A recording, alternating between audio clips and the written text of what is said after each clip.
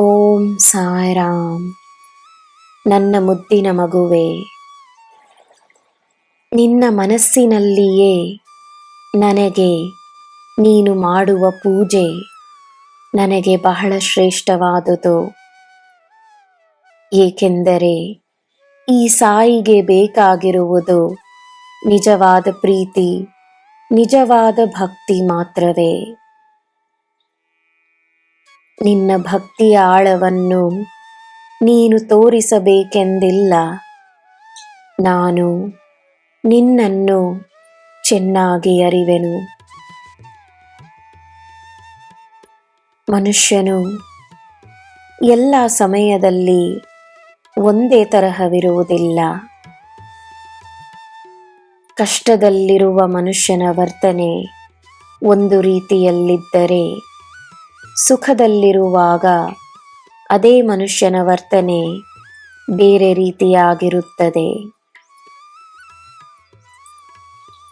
ಕೆಲವರು ಮಾತ್ರವೇ ಕಷ್ಟವಿರಲಿ ಸುಖವಿರಲಿ ಒಂದೇ ತರಹ ವರ್ತಿಸುತ್ತಾರೆ. ಒಂದೇ ತರಹ ಜೀವನವನ್ನು ನೋಡುವ ಸಾಮರ್ಥ್ಯ ಮತ್ತು ಪರಿಪಕ್ವತೆ ಅವರಲ್ಲಿರುತ್ತದೆ. ಜೀವನದಲ್ಲಿ ಕೃತಜ್ಞತೆಯುಳ್ಳವರು ಎಂದೂ ಬದಲಾಗುವುದಿಲ್ಲ. ಕೃತಜ್ಞತೆ ಇಲ್ಲದಿರುವವರು ತನ್ನ ನಿಜವಾದ ರೂಪವನ್ನು ತೋರಿಸುತ್ತಾರೆಯಷ್ಟೇ.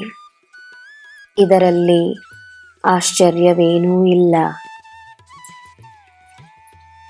ಜನರು ಹೇಗೆ ಬೇಕಾದರೂ ಇರಲಿ, ದಿನವೂ ಕೃತಜ್ಞತೆಯನ್ನು ನೀಡು.